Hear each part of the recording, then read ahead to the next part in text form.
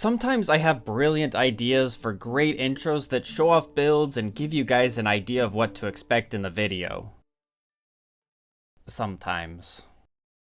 Well, with that out of the way, let's get straight into building. And I started by grabbing Ferdinand because I'm going to be making lots of little miniature trees and different types of vegetation in the canyon we built last episode. Feel free to go back and watch that if you missed it. And I just can't be bothered to build scaffolding for all this. By the way, can we just appreciate what an incredible addition to the game the Happy Ghast has been?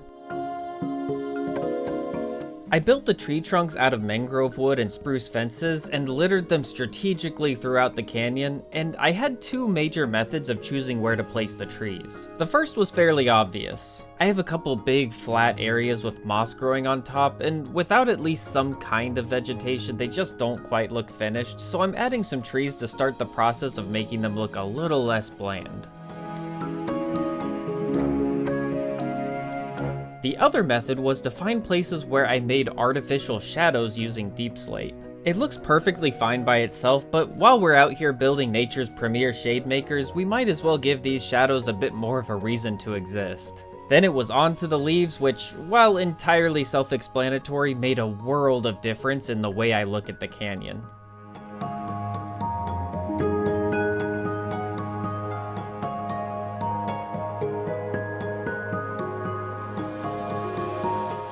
Now this is just starting to look incredible. I love the little bits of branches sticking out and you can still see them back from behind the leaves. Another thing that I've been doing is in these little areas in the shadow, I've added a whole bunch of this dark green terracotta. And then that, along with the difference between the mangrove leaves and the azalea leaves, kind of gives you a little bit of a sense of shadow. And that's one of the main reasons why I decided to use this mangrove wood. I mean, it just goes together so well with the green terracotta and even like the tuff and stone and cobbled deep slate. I might need to add a little bit more on this side, like maybe something here and then one over in this direction. But what I want to work on first is this really big section. You see we've got like this little indented area where you've got all the darkness, and I tried to put like some leaves and overgrowth up above it, but I feel like we could get this gigantic branch spanning all the way across. I think that'll look really cool. But before I do that, doing all of this terrain has caused me to run a little bit low on tuff and acacia wood. And those are two resources that, while not like crazy difficult to get, they're very annoying. You've got to find the veins of tuff and go underground with a beacon to get them, and like the acacia wood, it's like the trees and you have to, whoopsie, I have to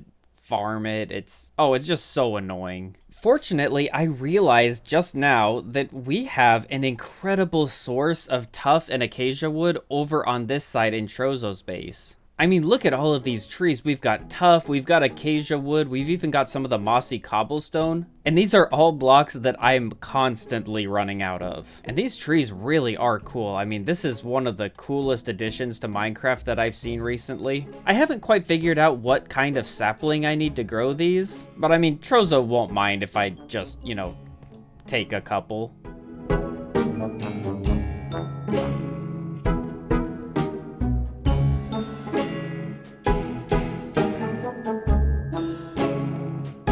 Wow, I haven't had that much fun gathering resources in a long time. Let's just head back on over to our base and get back to building. Now for this last tree, I want to have something spanning all the way across the canyon, and I'm thinking in order to do that, I'm gonna need to make it into a pretty big tree. So let's try to go for a 4-wide tree.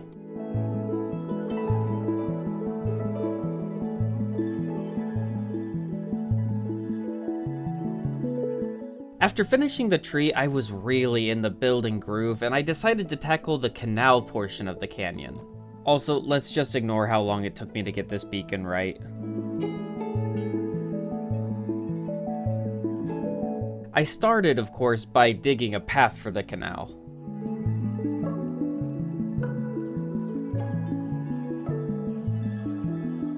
As I build up the walls of the canal, I want to give it a bit of a gradient, which I still haven't done for everything else. I'm not sure if I'll end up doing the exact same thing, or maybe something a tiny bit different everywhere else, but for this portion, I want it to feel a little more natural than industrial, which is why I'm adding the moss to the top and keeping the gradient really smooth.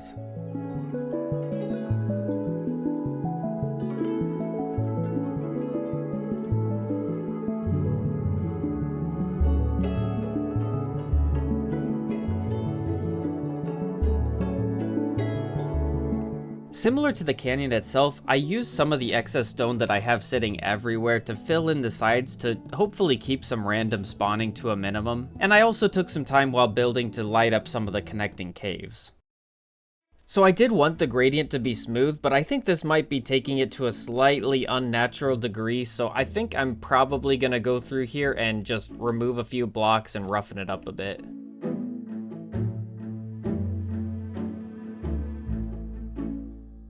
And now with the gradient looking ever so slightly rougher, I think it's finally time to close this thing up and put some water in it.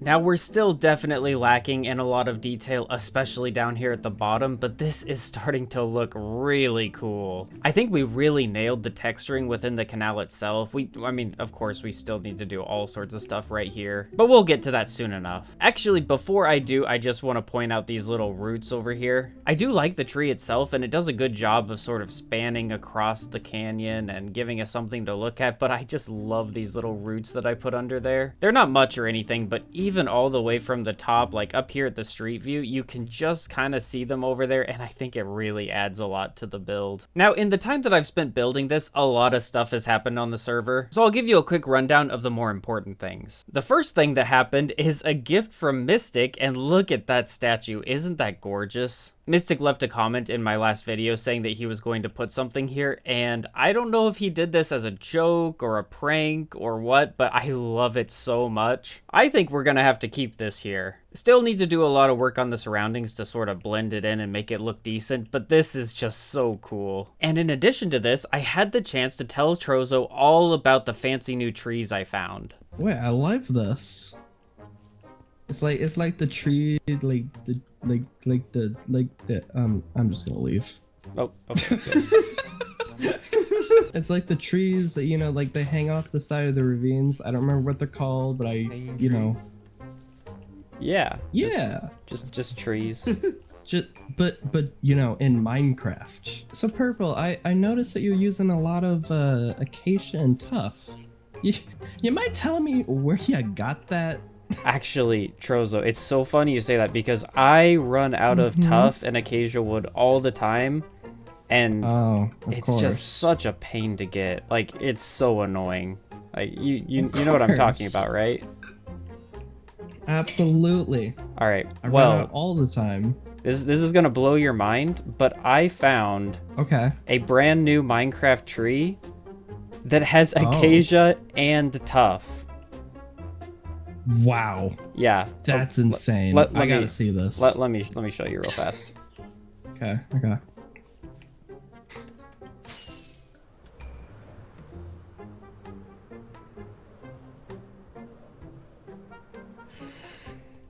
You see, look at these trees. They're like literally designed for me. Like everything that I use spruce all the time. I even use mossy cobble all the time. And they're so easy to mine too. Like you just walk down here and like just let me find my axe. There you go. Like look at how easy these are to mine. Just oh. And like I haven't figured out how to get the saplings from them yet, but when I do, I will be sure to let you know because these things are incredible.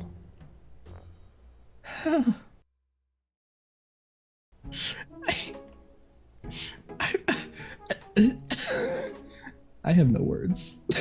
It's fine. I was absolutely floored when I found them as well, but now that I have them, I feel like my terraforming has completely leveled up. No, of course. And there's so many of them too. Like, look at that. There's like more over here. You can just Wait. No. there, all the tuff you could ever need, just like right at your fingertips. It's truly incredible. Oh. I'm watching hours get flushed down the drain in front of me. All right, and Trozo, don't even get me started on the leaves, because you can just fly right up here. Oh. And look at this. No. It's like a leaf farm, like right here, like all the leaves you can need. And look at that, we've got birch, we've got oak, and we've got acacia. This is just truly incredible. Oh. It's almost like somebody just like designed these trees specifically for me. Like everything that I need. It's right here.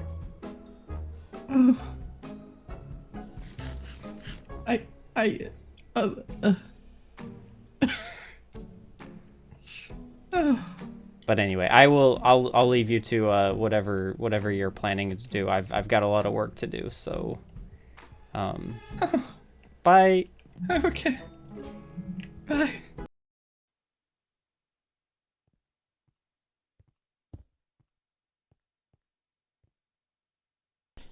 Wait, what is that? What is this? Oh, okay, this makes absolutely no sense right now, but it'll make sense in a second when I explain it. But first, the reason that I was standing here is I was going to talk about these trees. Guys, I really like them. And not just for the acacia wood and the tuff that they provide, but also just they just look cool. And I think the perfect way to bridge Trozo's base and my base together is to take some of these trees and plant some of them over here on this giant canyon that I just created. And while I haven't yet figured out how to plant them yet, I'm thinking, well, I mean, I could just build them. That's always an option. So let's gather some resources.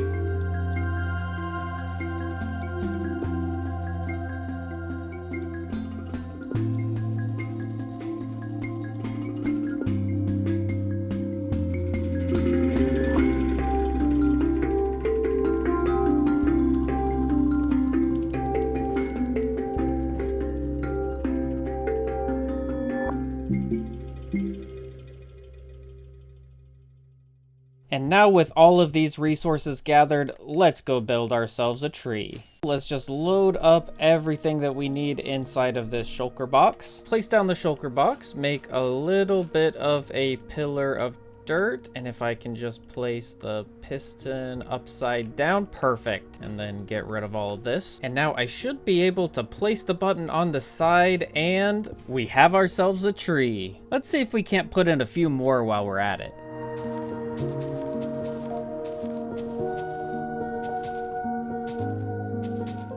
And with the trees in, this is just looking incredible. Guys, I gotta break the illusion for just a second to give a huge shout out to Trozo. The trees he's made, and I mean the forest as well, is just looking so cool. I love how my base is a giant city while his is a giant forest, and just like the juxtaposition of city and forest, it's really cool. I think that's one of the cool things about being on an SMP with a bunch of other people. You just get to see all the cool builds they make. You build right next to each other and the bases sort of merge together. And just real fast, speaking of merging together, I gotta talk about this. because this is not a great view. This is something that we're gonna have to work on next episode. But anyway, the canyon is looking incredible. The canal's looking really cool. The trees on top are great. There's lots of little details that we need to do, like adding grass and various shrubs to the top of it to make it look just a little bit better and kind of the same down by the canal. But overall, I am so happy with how this is looking. So I tell you what, I'm gonna go over here to the fancy little interior that Mystic made for me in the last episode, and I'm gonna go upstairs and I'm gonna take a nap in my really special bed that I love getting to use because I get to walk over this pressure plate, go up on the piston,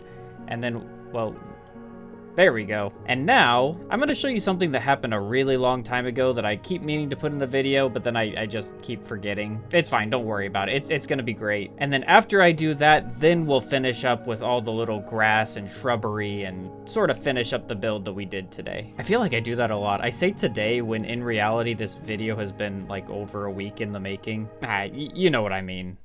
We are here for the golf course, and things have changed just a little bit. I don't know if you can tell by all of the new decorations, but one of the other reasons that I had to get diamonds earlier is that you now don't have to pay to actually use the golf course, but you do need to buy golf clubs, and they have 3 different tiers. They've got the iron ones that cost 3 diamond blocks, the gold ones that cost 6, and then the diamonds, which cost 12, and, well, I've got 12. So let's take this box, and I'm going to actually skip all of these original holes because we've done these so many times. And instead, we are going to come to this brand new portion of the golf course. I guess I have to do a little bit of parkour to get here.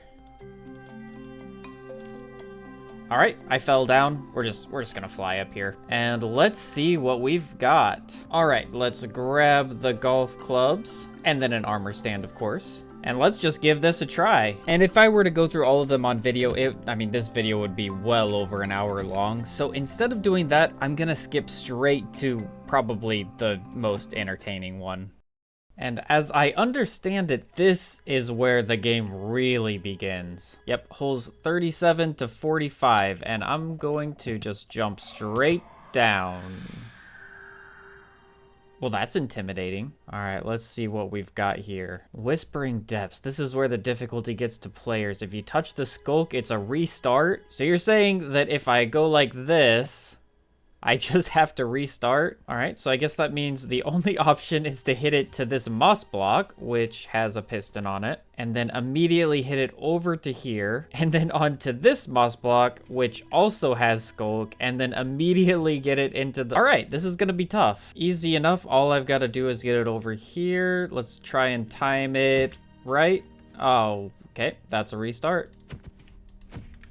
There we go, okay. And that's a restart. Boy, this is gonna be tough. All right, gotta be fast. And nope. Okay, so I planned on giving this scary, ominous music to sort of match like the skulk aesthetic and stuff, but this kind of devolved into a comedy really fast.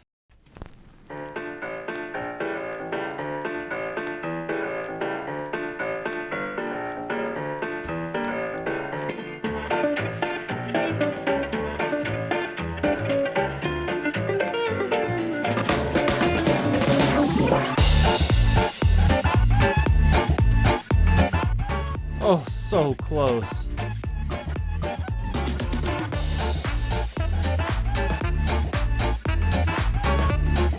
All right, let's see. 1, 2, 3. Okay, and oh, we're so close. All right, I've got an idea. I'm gonna change my controls so that sprint is on toggle. All right, this ought to help, right? 1, 2, 3. Good. Oh, so close, but okay, that definitely helped a lot. Nope. Oh, so close. Oh, come on. Oh, so close.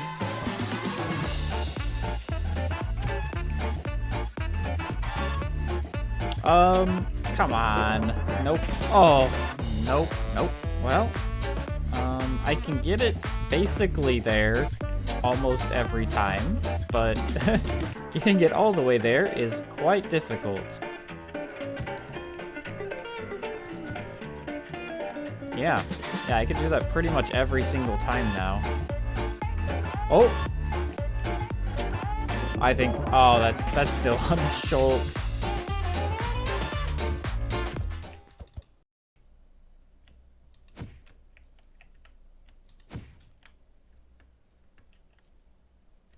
Well, we did it. And it only took me half the durability of my entire puck. Or, I guess that's not a puck. And it only took me the entire durability of my driver. Let's see, where do we even go from here? Okay, let's just do 1.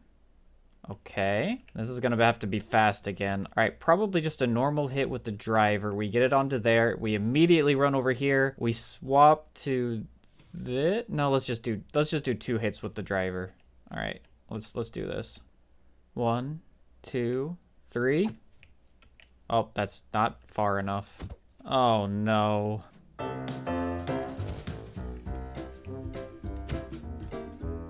All right, well, that's getting easier. We'll just do 1 tap like so. All right, and I think I've got to actually drive it. So I'm gonna aim a little bit to the left. 1, 2, 3. Oh, but I think we've got the right idea now.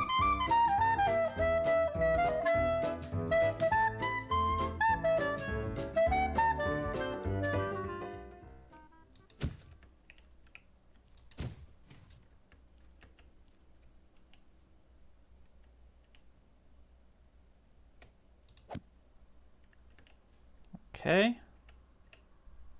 This is an awkward place, but I think it's fine. Okay, and... Oh, we did it. We got it. Oh, that was so easy.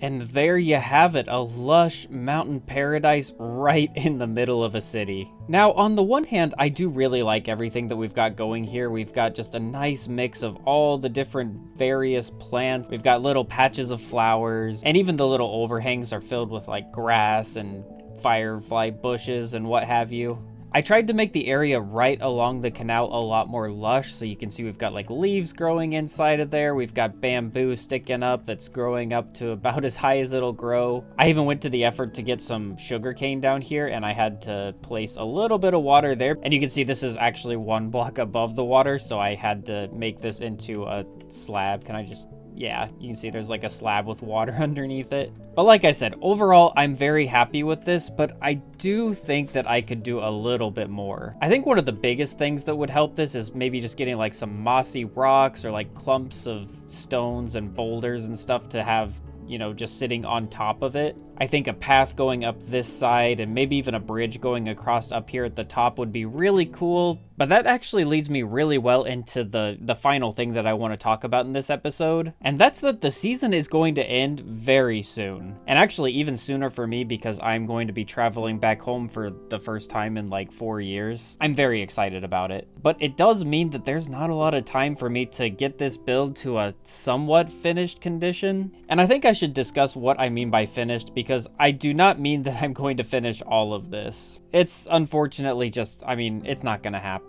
I do have plans to finish all of this in a single player once the world ends because I'm kind of invested in this city at this point. So I hope you guys will stick around with me as I do that. But what I want to finish this season is I just want to get this corridor done. You know, the part stretching from this area all the way in this direction and then all the way over to Trozo's base? I want to get this view looking just a tiny bit more complete. But this entire big area is all going to be completed in the next episode, and that will be the last episode of DokiCraft Season 6. Like I said, I am going to be finishing the city. There's a lot of stuff to do, and I'm really excited, and parts of it I already have planned out, but that'll all be in a single player world. The other thing that I feel is slightly relevant that I should mention before I end the episode is that I have finished all of this, and I've actually finished editing this episode now. Because of how much I need to finish and how little time I have to do it, well, let me just say it like this. This is going to be the last episode that I release until after I come back from vacation. I'm gonna have to record all of the next episode before I leave because, you know, the server will be closed when I get back, but I'm just not gonna have time to edit that. So if you're watching this point of the video, you can look forward to an incredible episode coming in probably 3-ish weeks. Maybe just a little bit more than that to give me time to edit it. But I think there's a really good chance that if you watch other people's episodes, because, you know, they're gonna release their last episodes of the season while I'm on vacation, you'll be able to see all the progress that I made. So if you're one of those people who like to get spoiled and you just kind of want to see a sneak peek of what's coming soon, you can always check out somebody else's video, but maybe still make sure you watch mine when it comes out. And now I'm gonna end the episode, but I completely forgot that I was going to mention something over in this direction, and that's that I came to a bit of a realization as I was doing this, and that's that these little tiny bits of grass, like the yellow dried grass, when I was initially going around and planting it in different areas and just kind of, you know, doing whatever felt right, I put a lot more than I have now. But then after I'd finished the bottom and gone through everything, I felt like there was just like a little bit too much. It was just too striking. It stuck out too much. And so what I did is I went through and I took out probably like 60 or 70% of the dried grass that I placed in, and especially the larger dried grass. And I think it looks so much better. You guys will have to let me know what you think about it. But that's going to be the end of this episode. Guys, I have had so much fun making this, and since I've already edited the entire video up to this point, I can tell you I am extremely proud of this one. Not just, you know, what we've done. I mean, I like the build and everything, but I also feel like I did a really good job with like the editing and just the flow of the video. So if you agree with that assessment, feel free to leave a like or a comment, and I'd very much appreciate it. But even if you don't, thank you so much for making it to the end of this episode, and I'll see you in maybe 3-ish weeks or so after I come back from my vacation for one final incredible episode of Dokicraft.